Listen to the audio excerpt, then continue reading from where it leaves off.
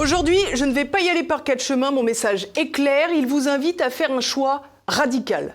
Voulez-vous continuer à arroser cet État qui se gave de votre argent pour vous nuire tous les jours un peu plus ? Ou préférez-vous financer un projet qui vous ressemble avec des gens qui vous parlent des véritables enjeux qui vous concernent ?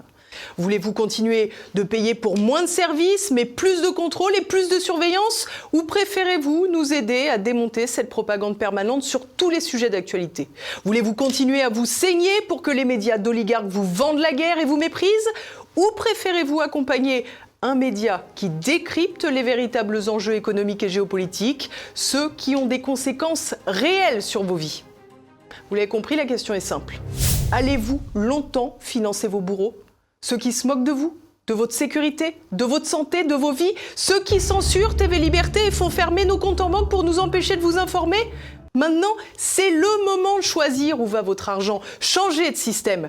Aidez TVL.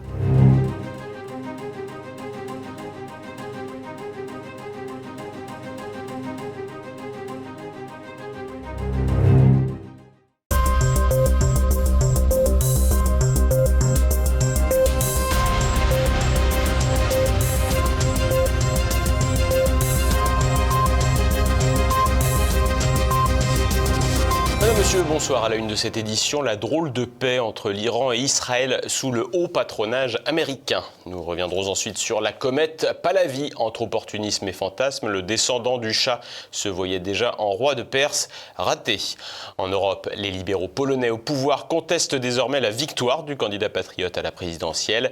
Et enfin, en France, l'avocat Régis de Castelnau fait l'objet d'une mise en examen qui semble très politique. Guerre éclair et drôle de paix, les hostilités semblent se terminer entre Israël et l'Iran. Tous les belligérants, dont les États-Unis, revendiquent la victoire. Explication. C'était si terrible qu'ils ont mis fin à la guerre. Cela a mis fin à la guerre. Quelqu'un a dit d'une certaine manière, vous savez, que c'était vraiment dévastateur. Si vous regardez Hiroshima, si vous regardez Nagasaki, vous savez, cela a aussi mis fin à une guerre. Cela a mis fin à une guerre d'une manière différente. Et c'était tellement dévastateur. Les frappes américaines en Iran comme juge de paix, c'est l'analyse donnée par Donald Trump lors du sommet de l'OTAN et alors que la guerre entre Iran et Israël semble avoir pris fin en seulement 12 jours. De leur côté, Iraniens et Israéliens revendiquent aussi la victoire. Il faudra certainement plusieurs mois ou plusieurs années pour savoir vraiment à qui aura profité ce conflit. Ce qui semble aujourd'hui se dégager est qu'Israël aurait aimé aller plus loin et provoquer un changement de régime politique en Iran. Quant à la République islamique iranienne, elle apparaît affaiblie et a montré les limites de son appareil sécuritaire, tout comme Israël et son fameux dôme de fer. Donald Trump, qui a un temps annoncé qu'il voulait un changement de régime en Iran, a lui changé de discours sur ce point. Difficile dans ce brouhaha diplomatique d'y voir très clair pour le moment. À écouter les belligérants, tous sortent vainqueurs. C'est d'ailleurs ce qu'a affirmé Donald Trump. Non, je pense que c'était une formidable victoire pour tout le monde, y compris l'Iran. Écoutez, ils ont un pays, du pétrole, des gens très intelligents, et ils peuvent revenir. Israël a été durement touché, surtout ces derniers jours. Ces missiles balistiques ont détruit beaucoup de bâtiments, et ils ont été formidables. Netanyahou devrait être très fier de lui, et ils ont vraiment été formidables. Mais ils ne fabriqueront pas de bombes avant longtemps. Une chose semble désormais certaine, aucune preuve n'existait pour affirmer que l'Iran préparait une bombe atomique. Le directeur général de l'Agence internationale de l'énergie atomique, l'AIEA, Raffaello Mariano Grossi, s'est montré formel sur le sujet. Je ne peux pas l'affirmer. Ça serait malhonnête de ma part de dire qu'il le préparait. Une guerre sur un mensonge, le phénomène n'est pas nouveau. En revanche, la suite de l'histoire est complètement floue. Donald Trump a ainsi demandé l'annulation du procès contre Benjamin Netanyahou pour corruption, une démarche assez cavalière qui pourrait viser à compenser la vexation infligée à son protégé en mettant fin à la guerre. Du côté de l'Iran, ébranlé par l'agression israélienne, 700 personnes ont été arrêtées pour des liens supposés avec Israël. Plusieurs ont été exécutés. Une nouvelle loi durcit les sanctions contre les collaborateurs d'Israël ou des États-Unis. Une méfiance née de l'important niveau de pénétration de l'appareil sécuritaire de l'État par le Mossad, qui a témoigné une nouvelle fois de sa capacité à se projeter hors des frontières de l'État hébreu, comme cela avait déjà été le cas lors de l'assassinat de membres du Hezbollah au Liban. Après la sidération, l'Iran devra repenser son système sécuritaire et probablement procéder à des ajustements institutionnels afin de s'assurer la paix et donc de se préparer au mieux à un hypothétique conflit futur. Pour l'heure, le temps semble à l'accalmie, même s'il convient de ne pas parler trop vite dans un tel conflit. Donald Trump, lui, estime qu'il peut obtenir un accord de paix, ce qui ne sera pas évident tant que se poursuit la guerre israélienne en Palestine. En cas d'accord de paix et donc de levée de certaines sanctions contre l'Iran, Donald Trump pourrait frapper un grand coup sur la scène internationale, là où il semble un peu à la peine dans le dossier ukrainien. Le félin, déjà de retour dans sa litière, l'héritier du dernier Shah d'Iran, Reza Pahlavi, a plaidé pour un changement de régime à Téhéran. Une intervention ratée qui collait parfaitement avec les désirs des néoconservateurs. Explication avec Édouard Chano. Comme une résurgence du néoconservatisme depuis l'intervention américaine, l'idée d'un changement de régime en Iran a fait florès, à plus forte raison que les détracteurs de Téhéran espéraient une chute rapide du pouvoir des mollahs. Au cœur des hypothèses et des espoirs, Reza Pahlavi. Le prince héritier du dernier Shah d'Iran, Mohammad Reza, a donné une conférence de presse le 23 juin à Paris, se coulant dans le narratif médiatique. Jugeant que le pouvoir à Téhéran est au bord de l'effondrement, fustigeant la répression dans le pays, il s'est proposé pour contribuer à la transition. Il n'y a qu'une seule voie vers la paix, un Iran laïque et démocratique.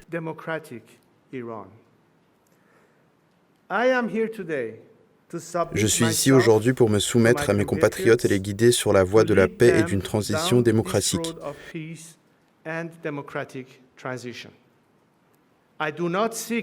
Je ne cherche pas le pouvoir politique, mais plutôt aider notre grande nation à traverser cette période critique vers la stabilité, la liberté et la justice.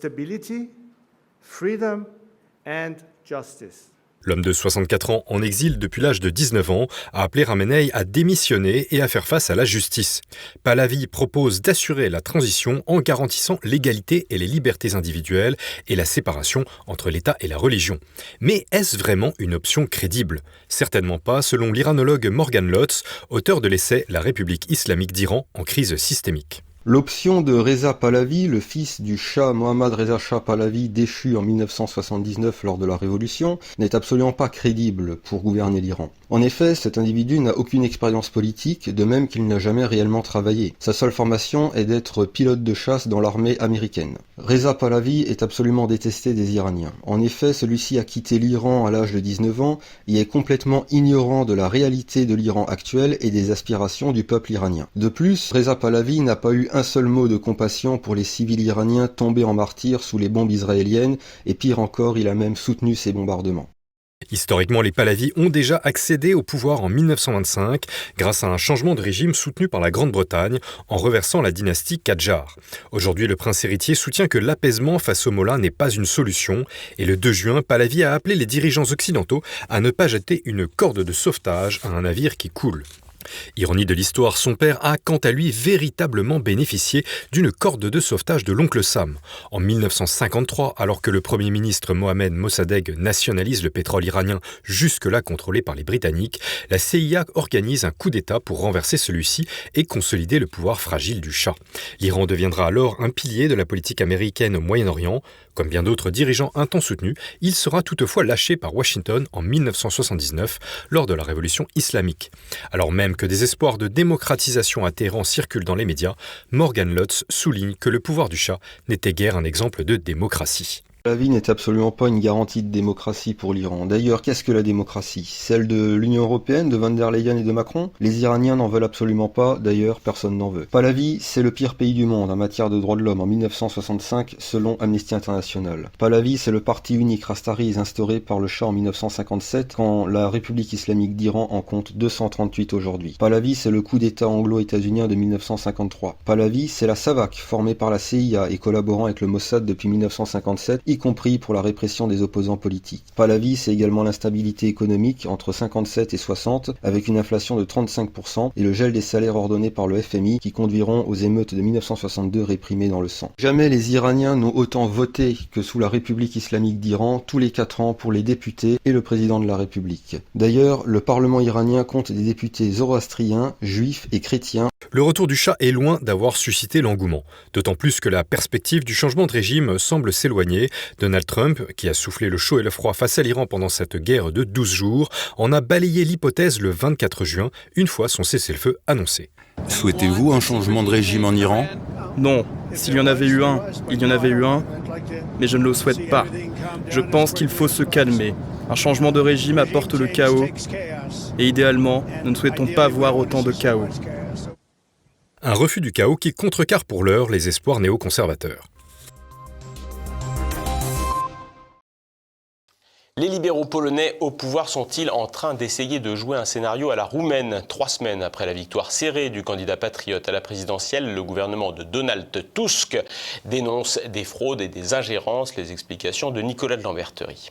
Dès le mois de janvier 2025, certains hommes politiques libéraux polonais, notamment le président de la Diet, Szymon Hołownia, évoquait parfois le scénario roumain comme une source d'inspiration pour la présidentielle polonaise du printemps, c'est-à-dire l'utilisation de prétextes factices ou très vulgairement exagérés pour l'annulation d'un scrutin, dans l'éventualité où le résultat en serait déplaisant. Et durant la campagne électorale polonaise, les soutiens du candidat conservateur Karol Nawrocki laissaient entendre qu'il souhaiterait, dans la mesure du possible, une large victoire, afin que cette dernière ne souffre d'aucune contestation possible. Au final, les conservateurs, qui étaient donnés perdants du scrutin dans les sondages, ont vu leur candidat l'emporter d'une courte tête, étant donné que Nawrocki a remporté le scrutin avec 50,9% des suffrages, avec un peu plus de 300 000 voix d'avance sur son concurrent libéral Rafał Trzaskowski, dans un pays d'un peu moins de 40 millions d'habitants. Et curieusement, c'est quelques semaines après l'élection que le gouvernement libéral de Donald Tusk, qui ressort affaibli de cette défaite à la présidentielle, commence à dire que l'élection pourrait bien avoir été volée.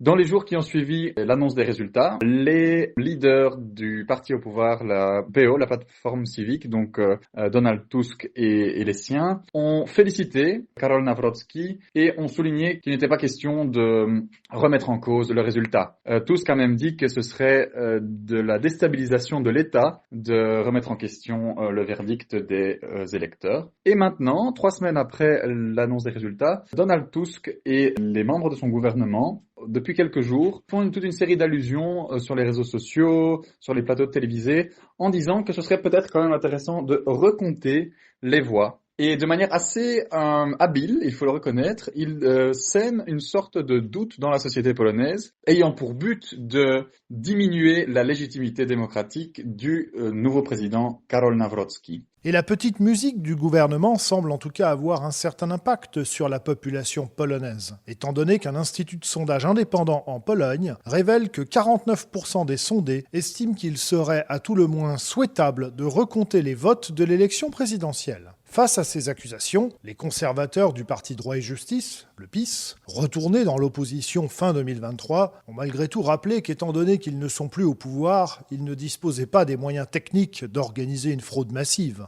Tusk tire les ficelles, et donc si effectivement fraude massive il y avait eu, eh bien ce serait la responsabilité de son gouvernement qui n'aurait pas été en mesure de prendre en charge des élections démocratiques. Donc tout ça est une sorte de cinéma. Radosław Sikorski, le ministre des Affaires étrangères, a sous-entendu que, avant de parler de président, il faut d'abord qu'il ait prêté serment. La prestation de serment de Karol Nawrocki aura lieu le 6 août. Donc il reste encore de longues semaines pour la majorité actuelle pour essayer de trouver des fraudes, de compliquer la mise en circulation, ou disons justement cette prestation de serment, d'essayer peut-être de la reporter dans le temps, de semer une sorte de chaos pour diminuer un maximum, voire affaiblir en réalité la présidence de Karol Nawrocki.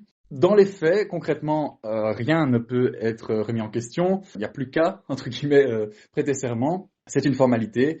Mais donc, il semblerait que dans le courant du mois de juillet, Donald Tusk et la majorité gouvernementale va jouer des pieds et des mains pour essayer d'affaiblir Nawrocki et sa légitimité démocratique, afin de semer le doute, semer le chaos pour essayer encore d'une dernière tentative de sauver ce qui peut l'être, c'est-à-dire pas grand-chose concrètement. Mais la majorité gouvernementale nous a habitués depuis déjà maintenant plus d'1 an et demi à ne pas vraiment se soucier ni de l'esprit ni de la lettre des lois. Outre les suspicions évoquées par le gouvernement sur le comptage des votes, certains ministres ont également ciblé le réseau social chinois TikTok, accusé d'avoir favorisé la visibilité des contenus dits d'extrême droite. Une accusation qui a servi, rappelons-le, au prétexte de l'annulation pure et simple de l'élection présidentielle roumaine, dans le but d'empêcher à la dernière minute Călin Georgescu de remporter l'élection. Désormais, les Polonais attendent le mardi 1er juillet que la Cour constitutionnelle se prononce sur la validité du scrutin présidentiel. Même si le scénario à la roumaine semble encore à l'heure actuelle relativement improbable,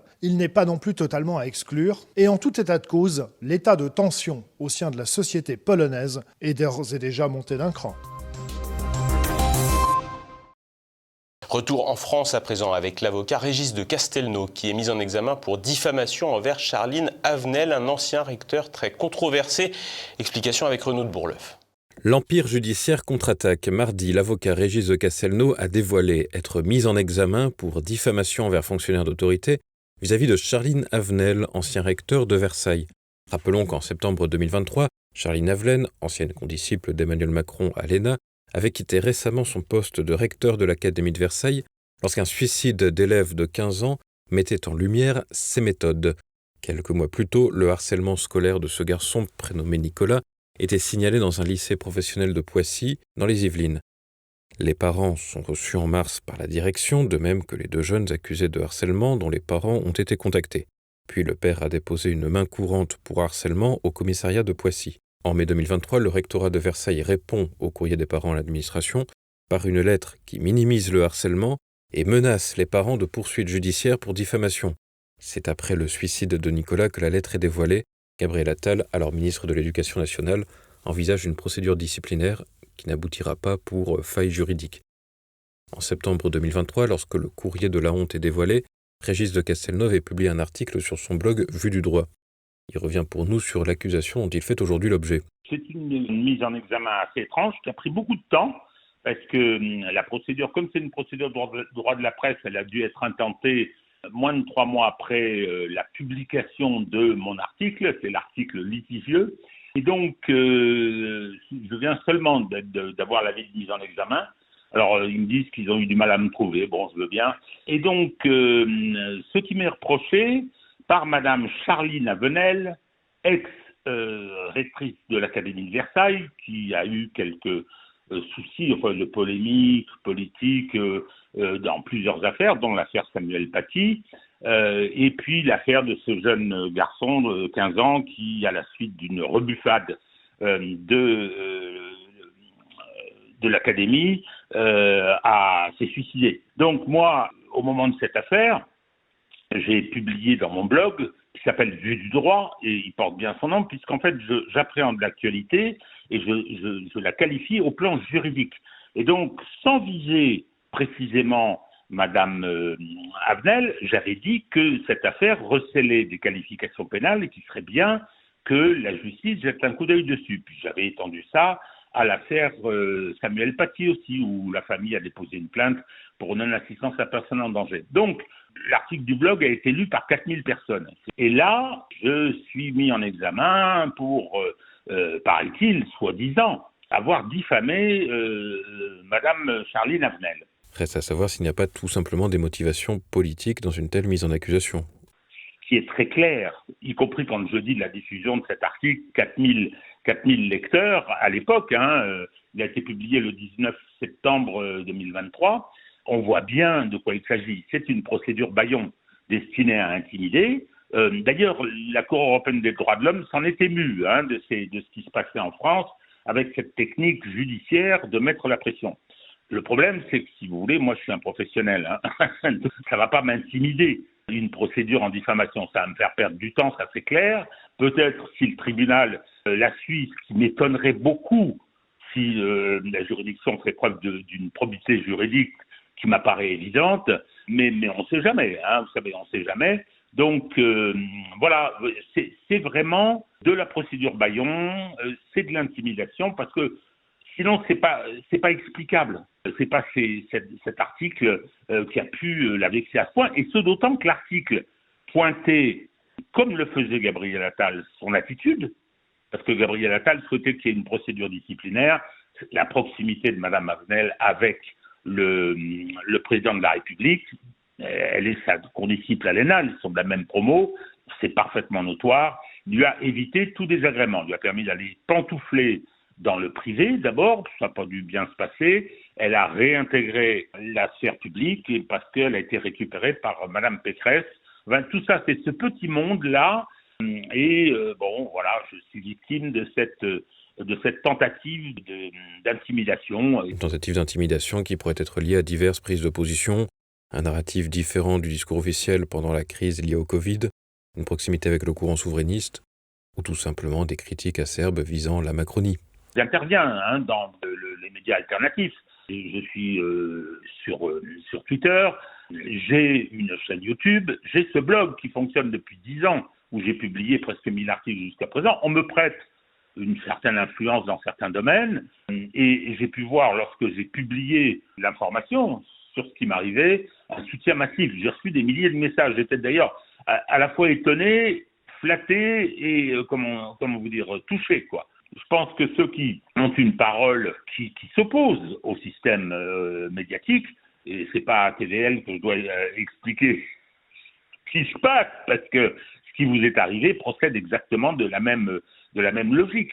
Ça n'est pas anecdotique, parce que ils n'ont pas tapé à la bonne porte en ce qui concerne les inquiétudes que j'aurais pu avoir, mais auprès de gens qui n'ont pas l'habitude du judiciaire, c'est évident que ça marche. Ça c'est clair. L'actualité en bref, en France.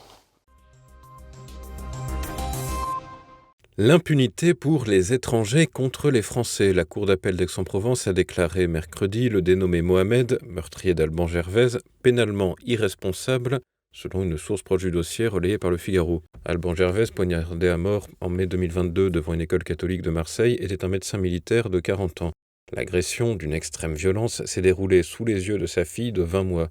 Mohamed, 23 ans, souffrait d'une possible schizophrénie et d'une bouffée délirante aiguë selon les expertises psychiatriques. Il ne sera pas jugé, mais restera interné en psychiatrie pour une durée indéterminée. La diversité dans le cinéma français, c'est le ticket gagnant. Mercredi, le film Le Grand Déplacement est sorti dans les salles.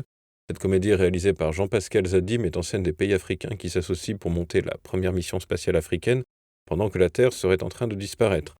Le réalisateur Jean-Pascal Zadi, né en Seine-Saint-Denis de parents ivoiriens, a déjà un premier film à son actif intitulé « Tout simplement noir ».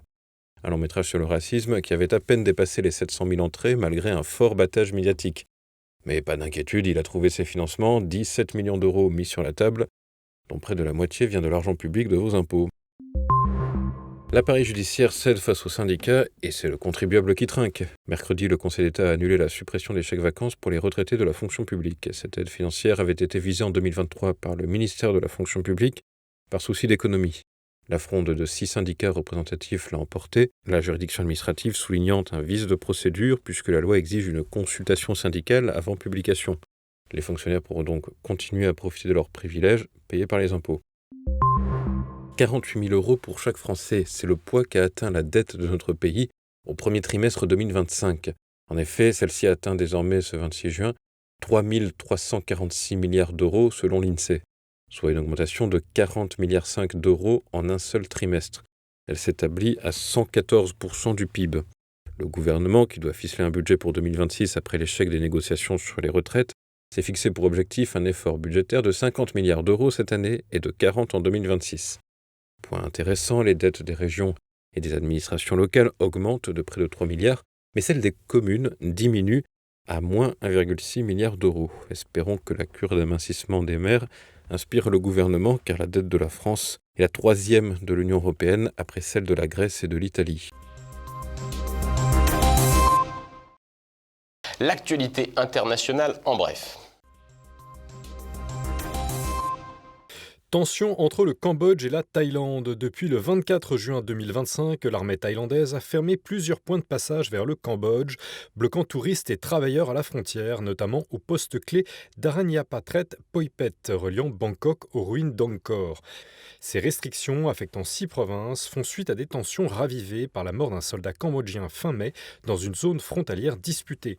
Seuls les étudiants et les personnes nécessitant des soins médicaux peuvent passer. Cette crise, la plus grave depuis les affrontements de 2008-2011, perturbe le commerce et le tourisme. Aucune date de réouverture n'est annoncée et France Diplomatie déconseille de se rendre dans certaines zones de la région. New York en rouge et vert. Zoran Mamdani, 33 ans, a créé la surprise en remportant la primaire démocrate pour la mairie de New York mardi, devançant Andrew Cuomo. Socialiste musulman et pro-palestinien, cet élu du Queens, né en Ouganda de parents indiens, a axé sa campagne sur la vie chère, prônant un gel des loyers, des bus gratuits et une hausse du salaire minimum, financée par des taxes sur les riches. Soutenu par Bernie Sanders et Alexandria Ocasio-Cortez, il a mobilisé les jeunes via les réseaux sociaux et les petits donateurs. Fervent défenseur de la cause palestinienne, il a suscité la controverse en refusant de condamner le slogan « Globalize Intifada ». Le candidat se montre en revanche plus discret sur les combats sociétaux de la gauche américaine. En novembre, il affrontera Eric Adams, maire sortant, dans une élection qui pourrait connaître un engouement inédit. Une sortie à Disneyland Paris qui ne ressemblait pas à un conte de fées.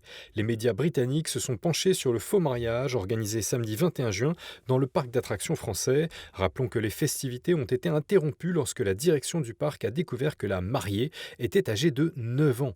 Le faux marié est actuellement mis en examen pour escroquerie, abus de confiance, blanchiment et usurpation d'identité. Selon la radio anglaise BBC, il s'agit d'un ressortissant britannique âgé de 39 ans et d'origine indienne, déjà condamné pour agression sexuelle sur mineurs. Ce soir, Immédiat et la chronique de l'avocat Gilbert Collard sur la chaîne YouTube Format Court de TVL. C'est la fin de cette édition. Merci de votre fidélité. À demain.